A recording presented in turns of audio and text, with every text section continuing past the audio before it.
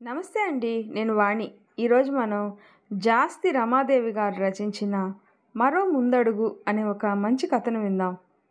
మే నెల ఎండలు సూర్యుడు నేల మీదకి విహారానికి వచ్చాడా అన్నట్టు మండిపోతున్నాయి.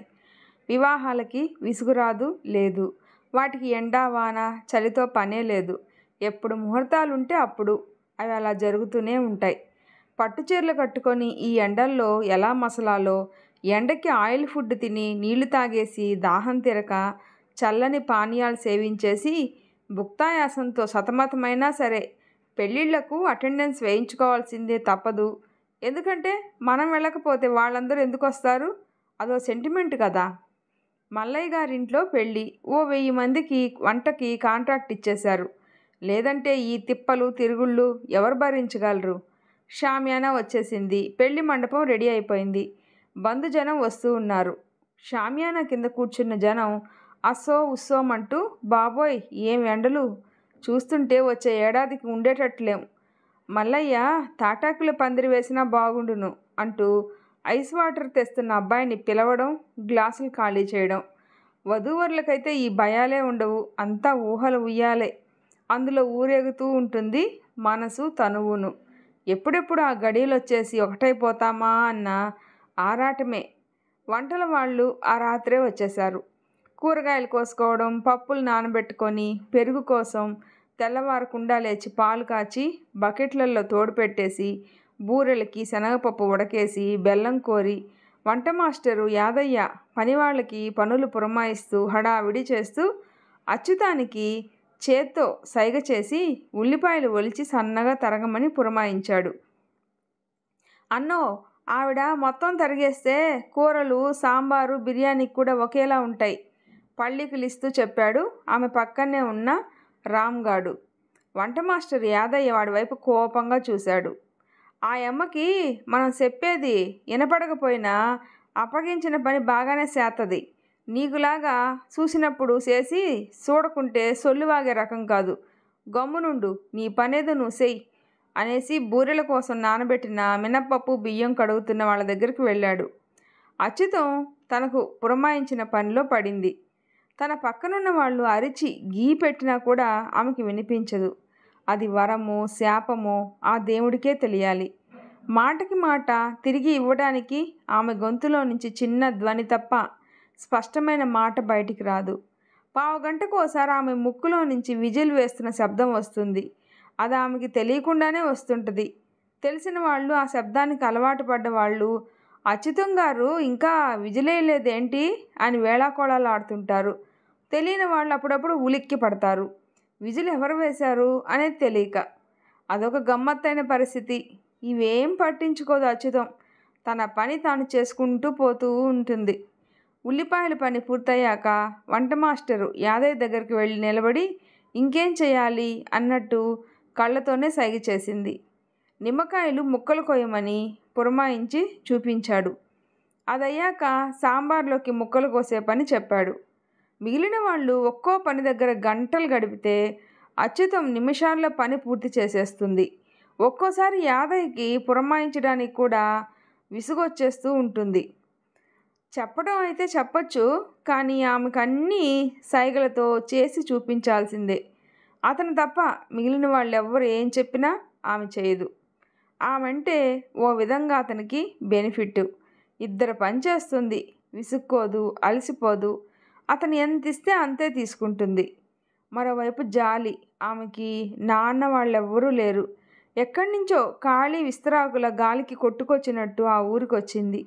ఇళ్లల్లో పనికి పెట్టుకున్న వాళ్ళు ఆమె చెముడుతో మాటలు అర్థం కాక విసిగి వద్దు అన్నారు. జాలితో ఇంత అన్నం పెట్టినా అది ఎన్నాళ్ళుంటుంది? అప్పుడే ఓ మనిషి సాయం కోసం వెతుకుతున్న వంట మాస్టర్ యాదయ్య ఆమెకి పనిచ్చాడు. అప్పటినుంచి ఆమెకు అతను దేవుడయ్యాడు. ఇంటి ముందు జాగా ఉంటే చిన్న పాక వేసి ఉండమన్నాడు. అప్పుడప్పుడు యాదయ్య భార్య ఇంటి పనికి పిలిస్తే వెళ్ళి చేసొస్తుంటుంది. పెళ్ళింట్లో ఎవరి హడావిడిలో వాళ్ళుండగా ఏదో ఒక గొడవ మొదలైంది. పెళ్లి కూతురి మెడలో నెక్లెస్ పోయిందంట. బంధువుల్లో వెతకలేదు కానీ పని వాళ్ళని వెతకడం మొదలుపెట్టారు. వంటవాళ్ళు అవమానంతో కుతకుతలాడిపోయారు. మేం వెళ్ళిపోతాం, ఈ అవమానాన్ని మేం భరించలేం అంటూ ఎవరి సామాన్లు వాళ్ళు తీసుకుంటుంటే అచ్యుతం మాత్రం బజ్జీల కోసం మిరపకాయల్లో మసాలా కూరుతూ ఉంది. ఏయ్, నీకు బొట్టెట్టి చెప్పాలా? ఇలా రావే, దూకుడుగా పిలిచాడు మల్లయ్య బామ్మర్ది. నేను పిలుస్తానయ్యా, ఆ అమ్మకి వినబడదు అంటూ అచ్యుతాన్ని పిలిచి నెక్లెస్ పోయిందని వెతుకుతున్నారని సైగ చేసి చెప్పాడు యాదయ్య. అచ్యుతానికి అర్థమైందో కాలేదో కానీ తలూపేసి మళ్ళీ తన పనిలో మునిగిపోయింది. తప్పుడు మాటలు తిట్టాడు. తలూపి గమ్మునుంది. ఎతకండి దాని కోకలాగి అన్నాడు మల్లయ్య బామ్మర్ది. ఆ అమ్మ అట్లాంటిది కాదయ్యా, నేను కనుక్కుంటా గాని ఆడకూతుర్ని అట్టా చెయ్యొద్దు. యాదయ్య అతన్ని ఆపి అచ్యుతాన్ని కోపంగా అడిగాడు. అచ్యుతం మళ్ళీ అదే మాదిరి తలూపింది. ఆమె చీర పట్టుకుని గుంజాడు మల్లయ్య బామ్మర్ది అసహనంగా. అచ్యుతం కోపగించుకోలేదు. చీరను దులిపి మళ్ళీ చుట్టుకుంది. ఆమె కళ్ళు ఎరుపెక్కలేదు, కరిగి కన్నీళ్లు రాలేదు. అవి ఎప్పుడో సెలవు అంటూ వీడ్కోలు పలికాయని ఆమెకు మాత్రమే తెలుసు. అప్పుడు అచ్యుతం నోట్లో నుంచి విజిల్ శబ్దం బయటకు వచ్చింది. ఇది నన్ను చూసి విజిలేసింది అంటూ అచ్యుతం తలోంచి 4 పిడిగుద్దులు వేసి, నరుకుతా దొంగదాన, పోలీసుల్ని పిలవండి, దీని కథ ఏంటో తేలిపోద్ది. అతను అగ్గి మీద గుగ్గిలంలా రగిలిపోతూ పిల్లకి మేనమామగా తన పరపతిని పౌరుషాన్ని చూపిస్తుంటే పెళ్ళికి వచ్చిన వాళ్ళు తలో రకంగా పలానో చోట పెళ్ళిలో అది పోయింది, ఇది పోయింది, అదెలా జరిగిందో కథలుగా వర్ణిస్తూ ఉన్నారు. మల్లయ్య పెళ్ళం బిక్క చచ్చిపోయింది. అది నిశ్చయితాంబూలాలతో పాటు అబ్బాయి తల్లి పెట్టిన నగ. పెళ్లి కూతుర్ని చేశాం కదా అని పిల్ల మెడలో పెట్టింది. అది ఎలా పోయిందో అర్థం కాక ఓవైపు, ఆ నగని జాగ్రత్త చేయడం చేత కాలేదని వియ్యపురాలు ఏమంటుందోనన్న దిగులు ఓవైపు. దుఃఖంగా మారి కూతుర్ని పట్టుకొని నిలదీస్తుంది. ఎలా పోయిందే అంటూ. గంటలో పోలీసులు వచ్చారు. వచ్చే వరకు ఊరుకోలేదు పిల్ల మేనమామ. వాళ్ళు రాగానే ముందుగా అతని ఆరోపణ అచ్యుతమే ఆ నగని మాయం చేసి ఉంటుందని. పోలీసులు ఎన్ని విధాలా అడిగినా అచ్యుతం దగ్గర జవాబే లేదు, రాదు. ఆమె అలాగే కళ్ళప్పగించి చూస్తూ ఉంది. పోలీసులు పని వాళ్ళందరినీ రప్పించమన్నారు. డెకరేషన్ వాళ్ళు మిగిలిపోయిన పువ్వులు పారేసిన చోట మెరుస్తూ కనిపించింది ఆ నెక్లెస్. మల్లయ్య బామ్మర్ది ఏ విధంగానూ సిగ్గుపడలేదు. అచ్యుతం బాధపడలేదు. పెళ్లి సజావుగా జరగాలని ఆమె కోరుకుంది. అందరి భయం తీరింది. పెళ్లి సమయం వచ్చేసరికి అక్కడ అసలు ఏం జరగనట్టే మారిపోయారు అందరూ. కానీ వంట మాస్టర్ యాదయ్య గుండె మండిపోతూ ఉంది. అప్పటికే అందరూ అవమానంతో వదిలేసిపోతాము అంటే పొరపాటు జరిగిందని, మనం పోతే అందరూ కడుపు మార్చుకుంటూ పోతారు, ఆ పాపం మనకెందుకు, కానివ్వండి అంటూ వాళ్ళని శాంతింపజేశాడు. అచ్యుతం ఓ పక్కగా నిలబడి గమనిస్తూ ఉంది. ఆమె అక్కడ పెద్ద పెద్ద 2 ప్లాస్టిక్ టబ్బులు పెట్టి భోజనాల్లో చేసి వదిలేసిన అన్నం మిగిలినవి ఒక తొట్టిలో వేస్తూ ఉంది. ఖాళీ విస్తర్లు మరో దాంట్లో వేస్తూ ఉంది. యాదయ్య వచ్చి విసుక్కున్నాడు. ఈ కూడు అవసరమా? సిగ్గులేదు నీకు? వరమో శాపమో ఆమెకు అసలు అవేం వినిపించవు. ఆమె పనిలో ఆమె ఉంటుంది. పెళ్లిలో మిగిలినవి కూడా తీసుకొని వెళ్ళమని చెప్పాడు మల్లయ్య. రాత్రి సమయం 11 దాటింది. తార్ రోడ్డు మీద ఆటో బతుకు బండిలా సాగుతూ అప్పుడప్పుడు గోతుల్లో చక్రాలు పడి లేస్తూ డ్రైవర్ చాకచక్యంతో నడిపిస్తున్నాడు. ఆటోలో కూర్చున్న అచ్యుతం అవేమీ పట్టించుకోవడం లేదు. ఆటోలో ఉన్న పదార్థాలు చెడిపోకుండా గమ్యం చేరితే చాలు. పాపం ఇప్పటికే చాలా ఆలస్యం అయిపోయింది. కడుపు వీపుకు అంటుకుపోయి వాళ్ళు ఆకలితో ఆశతో ఎదురు చూస్తూ ఉంటారు. ఆటో హాస్పిటల్ ముందు ఆగింది. డ్రైవర్ దిగి ఆమెతో వచ్చేసామన్నాడు. ఆమె దిగి డ్రైవర్ సాయంతో అన్నీ కలిపిన అక్షయ పాత్రని చెట్టు కిందున్న సిమెంటు చెప్టా మీద పెట్టింది. డ్రైవర్ అలవాటుగా పళ్ళెం చప్పుడు చేశాడు. ఎక్కడ దాక్కున్నాయో చీమలు అన్నట్టు చెట్టు కింద చేరారు. ఆకలి అప్పటి వరకు ఎక్కడ దాక్కుందో ఆవురావురమంటూ ఒకరిని ఒకరు తోసుకుంటూ ఉంటే డ్రైవర్ అదిలించాడు, లైన్ లైన్ అంటూ. అచ్యుతం ఒక చిన్న గిన్నెతో ప్లాస్టిక్ టబ్బులో కలిసిపోయిన పంచభక్ష పరిమాణాలన్నీ ఒకళ్ళ తర్వాత ఒకళ్ళకి తెచ్చుకున్న పళ్ళెంలో వేస్తూ ఉంది. దూరంగా కూర్చొని ఆవురావురమంటూ తింటున్న వాళ్ళ వైపు దయగా చూస్తుంది. ఒక కంటిలో మెరుపుతో జారిన నీటి బొట్టు ఆమెని ఆత్మీయంగా పలకరించింది. మరో కన్నులో ఏ భావం ఉండదు. అది గాజు కన్ను. కొన్నాళ్ల క్రితం జరిగిన పేలుళ్ళలో ఆమె ఒక కన్నుతో పాటు వినికిడిని, గొంతులో స్పష్టతని పోగొట్టుకుంది. వరమో శాపమో ఆమె 2 చేతులు 2 కాళ్ళు మిగిలాయి. దారి చూపటం కోసమో ఏమో ఓ కన్నుని మిగిల్చింది ఆ పేలుడు. ఎవరో చేసిన ఘాతుకం. అచ్యుతం లాంటి ఎందరో అవయవాలను పోగొట్టుకొని, ప్రాణాలు పోగొట్టుకొని, తమ వాళ్ళను పోగొట్టుకొని శిలలుగా మిగిలిన వాళ్ళు ఉన్నారు. ఇక వెళ్దామా అని అడిగాడు డ్రైవర్ సైగ చేస్తూ. అచ్యుతం టబ్బులో మిగిలిన 4 ముద్దల్ని గిన్నెలో పెట్టుకొని సంతృప్తిగా తింటుంటే అతను ప్రతిసారి అర్థం కాక చూస్తూ ఉంటాడు. అసలు ఆమెకు అలా తినాల్సిన అవసరం ఏముంది? అందరితో పాటు బంతిలో కూర్చొని కడుపు నిండా తినొచ్చు కదా. అతనికి ఒక జవాబు లేని ప్రశ్న అది. వచ్చావా? అర్ధరాత్రి దాటిపోయింది, గేటు మూస్తూ అన్నాడు యాదయ్య. ఖాళీ డబ్బులు వసారాలో పడేసి యాదయ్యకి సైగ చేసింది ఆటోకి డబ్బులు ఇమ్మని. ఇస్తాలే, పగలంతా గొడ్డులా పనిచేసి ఆ పని లేనోళ్ళకి పంచిపెట్టి కడుపు నిండా కూడా తినవు, కంటి నిండా నిద్రవు, ఎల్లెళ్ళు అంటున్న యాదయ్య మాటలేం వినిపించవు ఆమెకి. డబ్బులిమ్మని మరోసారి గుర్తు చేసింది. యాదయ్య ఇవ్వబోయిన డబ్బులొద్దని ఆటో ప్రసాద్ వెళ్ళిపోబోతుంటే ఆమె బలవంతంగా అతని చేతిలో డబ్బులు పెట్టి నవ్వింది. ఎల్లెళ్ళు, అసలే పెళ్ళిళ్ళ టైము, రేపు పక్కూరికి వెళ్ళాలి సైగతో చెప్పాడు యాదయ్య. ఆవరణలో ఉన్న పాకలోకి వెళ్ళి తలుపు వేసుకుంది అచ్యుతం. తెల్లవారుతుండగా ఇంటి ముందు కారు ఆగడం వింతగా అనిపించి పెళ్లి వంట కోసం ఆర్డర్ ఇవ్వడానికి తెల్లారకుండా ఎవరొచ్చారబ్బా అనుకుంటూ ఆశ్చర్యంగా బయటకు వచ్చాడు యాదయ్య. యాదయ్య భార్య నరసమ్మ కూడా బయటకు వచ్చింది. అప్పటికింకా అచ్యుతం లేచినట్టు లేదు. అచ్యుతం గారు ఉండేది ఇక్కడే కదండి అడుగుతున్నాడు ఒక అతను ముందుకొచ్చి. అచ్యుతం గారు అంటున్న ఇతను ఎవరబ్బా ఆశ్చర్యంగా తలగొక్కున్నాడు యాదయ్య. ఆ అమ్మతో మీకేం పనండి? నరసమ్మ ముందుకొచ్చి అడిగింది. ముందు ఆవిడ్ని ఓసారి పిలవండి, వచ్చిన అతను తొందరపడుతున్నాడు. ముందు ఆ అమ్మతో పనేంటో చెప్పండి, ఆవిడ మీకు తెలుసా? అనుమానంగా అడుగుతున్న భార్యని వారించి ఇట్లా కూర్చోండి ముందు అంటూ అరుగు మీద ఉన్న ప్లాస్టిక్ కుర్చీ చూపించాడు యాదయ్య. గుడిసెకు ఉన్న తలుపు తీసుకుని బయటికి వచ్చిన అచ్యుతం వాకిలి తుడుస్తూ అక్కడ ఆగి ఉన్న కారుని ఆశ్చర్యంగా చూసింది. కూర్చున్న అతను వేగంగా ఆమెను సమీపించాడు. అమ్మా అంటూ గట్టిగా హత్తుకున్నాడు.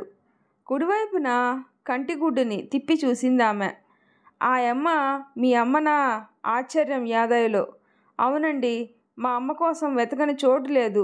ప్రమాదం జరిగాక ట్రీట్మెంట్ అయ్యి ఇంటికి వస్తుంటే తాగడానికి ఏమైనా కావాలా అంటే కూల్ డ్రింక్స్ కోసం వెళ్ళాను, అంతే. తిరిగొచ్చి చూస్తే అమ్మ కనిపించలేదు. ఎంతో వెతికాం నేను నాన్నను. ఇప్పుడెట్టా తెలిసిందండి ఆ అమ్మ ఇక్కడున్నట్టు? ఎవరు లేరనుకుంటున్నావు అంది నరసమ్మ. నేను అనుకుంటూనే ఉన్నాను ఆ అమ్మ బతికి చెడ్డ మనిషిలాగా ఉంది అని అపరాధ భావంతో భార్యతో అన్నాడు యాదయ్య. రామ్మ వెళ్దాం అంటూ అచ్యుతం చెయ్యి పట్టుకున్నాడు అతను.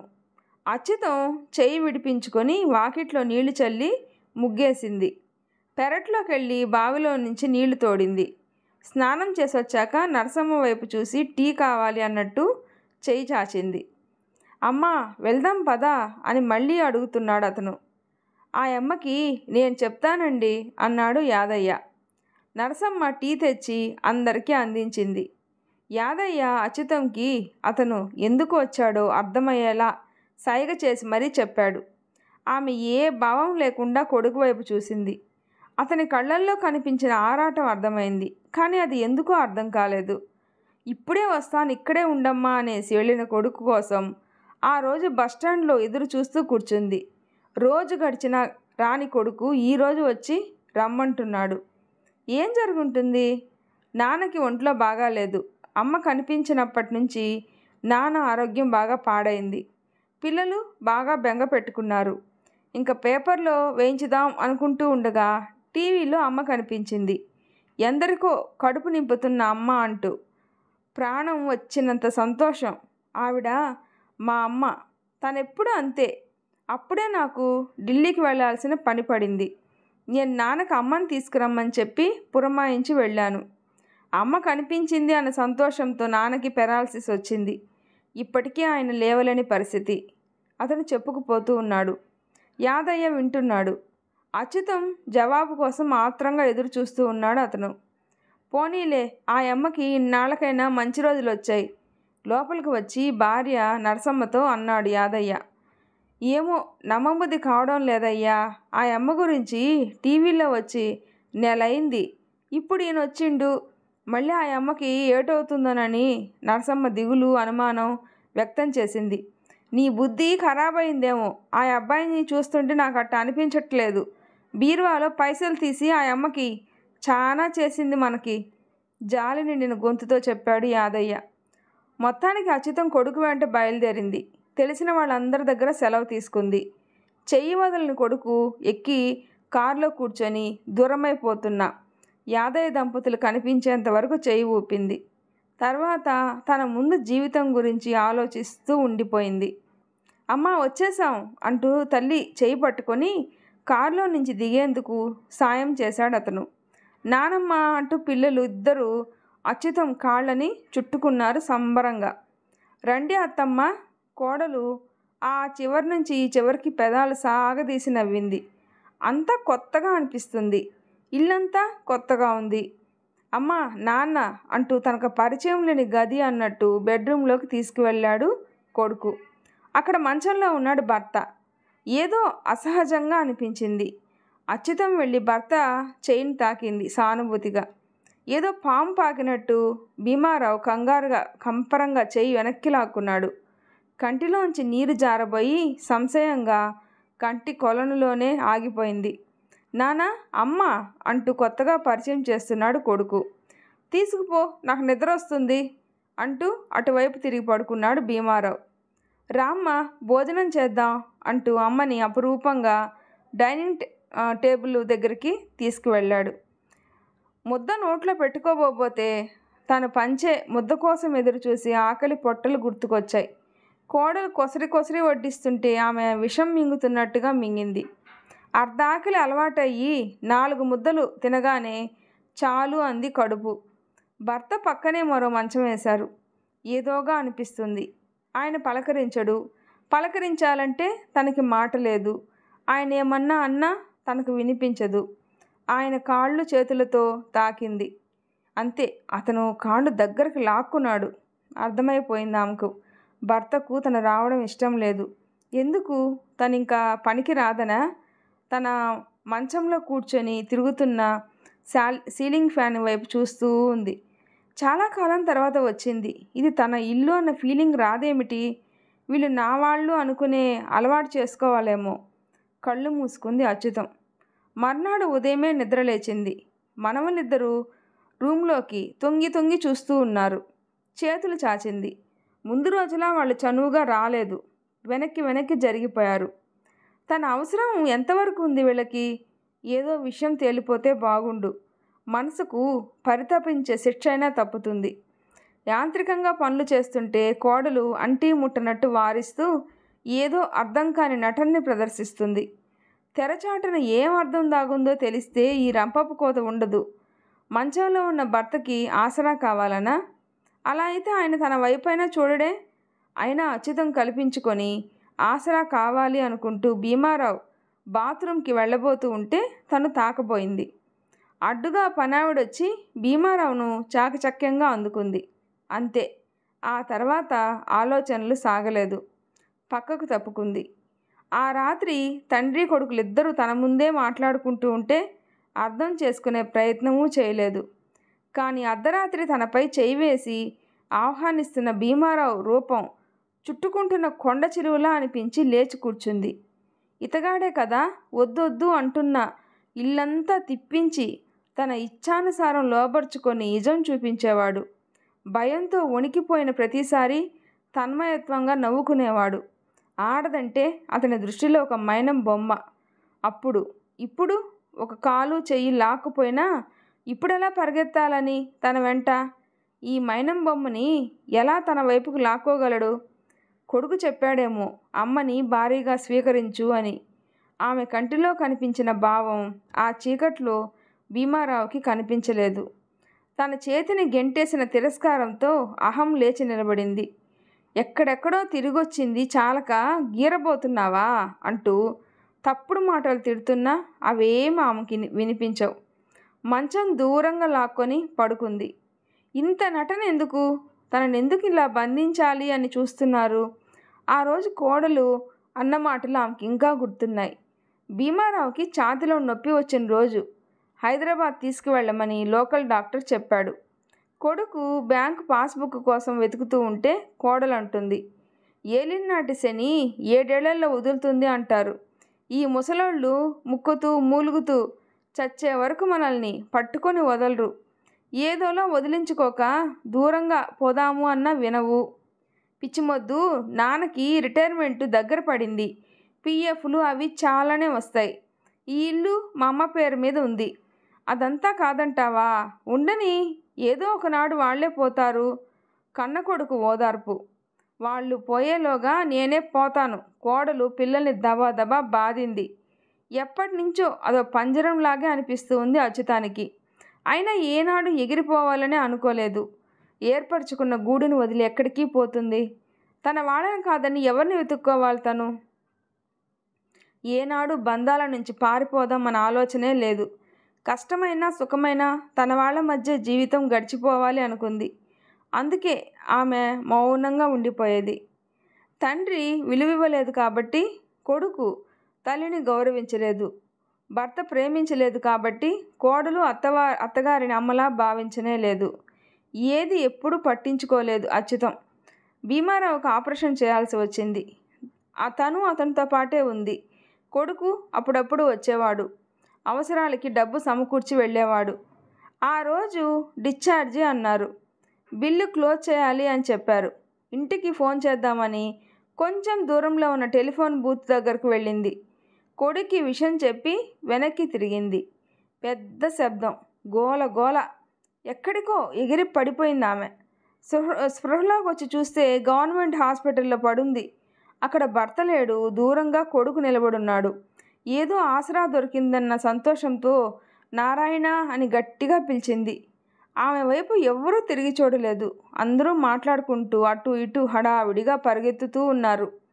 తనలా గాయపడ్డ వాళ్ళు ఎవరెవరు ఏమేం పోగొట్టుకున్నారో వాళ్ళు ఏడుస్తున్నట్టు అరుస్తున్నట్టు తెలుస్తుంది. కానీ వినిపించడం అయితే లేదు. ఎవరెవరో పెద్దవాళ్ళు వస్తూ పోతూ ఉన్నారు. కొడుకు తనని కనిపెట్టుకుని ఉండడం కొండంత ధైర్యాన్ని ఇచ్చింది ఆమెకి. బయటికి వచ్చేసిన కంటికి ఆపరేషన్ చేసి గాజు కన్ను అమర్చారని వారం తర్వాత తెలిసింది. మాటలు రావని, వచ్చినా అవి అస్పష్టం అని, చెవులకు వినికిడి లేదని, లోపలి పొరలు తెగిపోయాయని అర్థమైంది. అలాంటి నరకాన్ని ఆమె పుట్టి బుద్ధెరగాక ఎరగలేదు.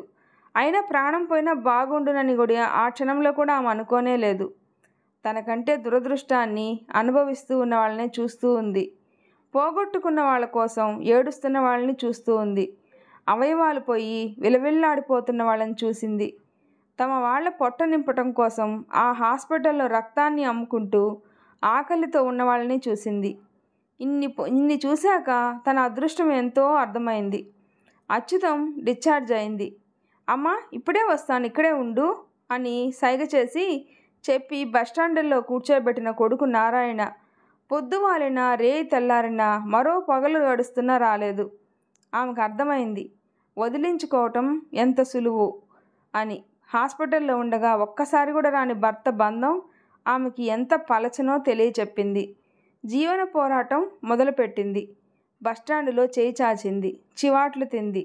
గుడి మెట్లు తుడిచింది. ప్రసాదం తిని బతికింది. ఇళ్లల్లో పనిచేస్తాను అంటే 4 రోజులు చేయించుకొని జాలితో 4 రూపాయలు చేతిలో పెట్టి పొమ్మంటూ తరిమారు. ఎక్కడెక్కడో ప్రయాణం, తరగనంత దూరం నడుస్తూనే ఉంది.